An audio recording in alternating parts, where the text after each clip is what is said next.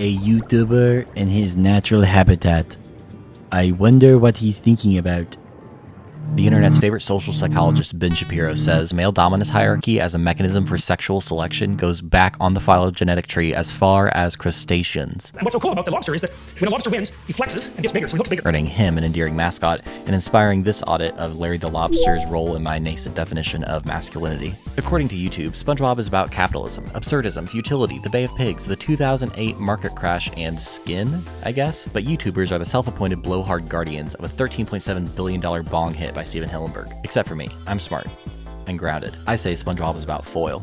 Literary foil. SpongeBob is about greed and cynicism and chaos and senility and intelligence and more, cause each thematic spoke is propped up by a Bikini Bottom resident that contrasts with SpongeBob's childlikeness. SpongeBob's relentless but likable naivete and optimism put him in contrast to the world, flatten the protagonist or undermine the integrity of the foils, and you have, well, most of seasons 4 through 14 of SpongeBob SquarePants. So, if SpongeBob operates on foil, Larry the Lobster enables SpongeBob to host a conversation about masculinity.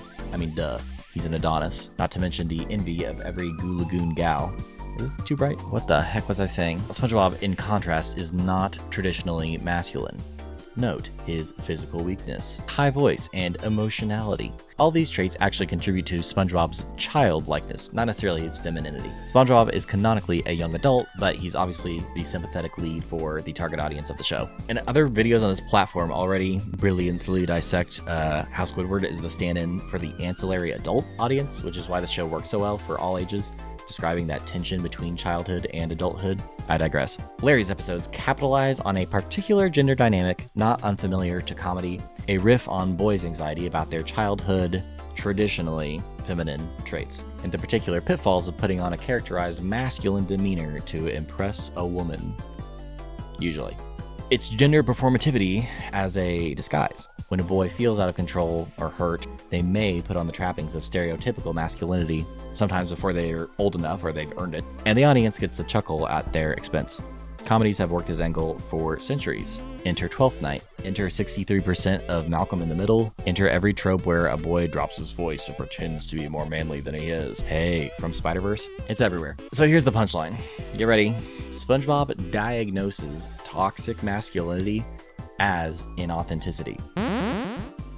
In each of the Larry episodes and the first 3 seasons, which I think are the best written, SpongeBob is the perpetrator of toxic masculinity, if there is such a thing. Insecurity drives him to lie about his identity to be perceived by other people as more masculine than he really is. It's SpongeBob's dishonesty that hurts people.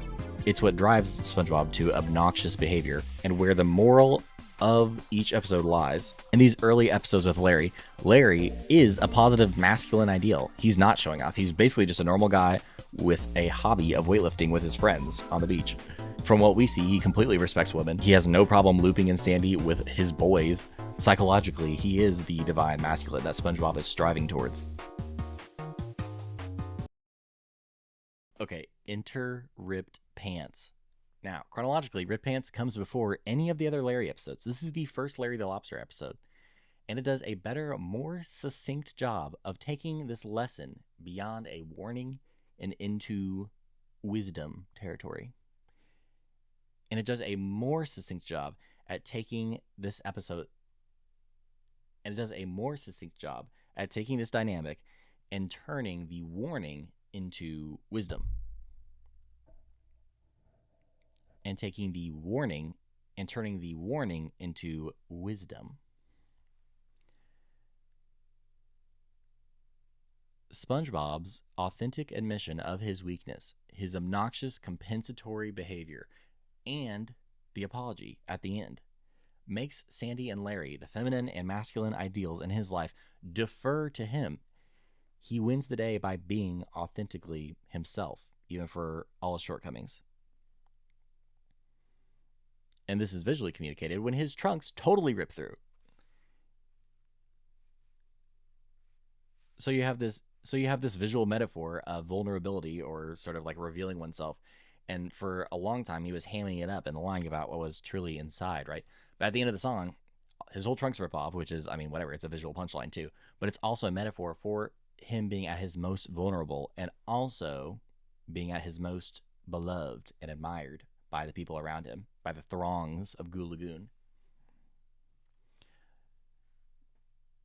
That's how Hillenburg uses comedy to talk about gender and maturity and champion authenticity as the path to connection. Thank you for coming to my TED Talk. Go watch SpongeBob. It's a good show. I like SpongeBob.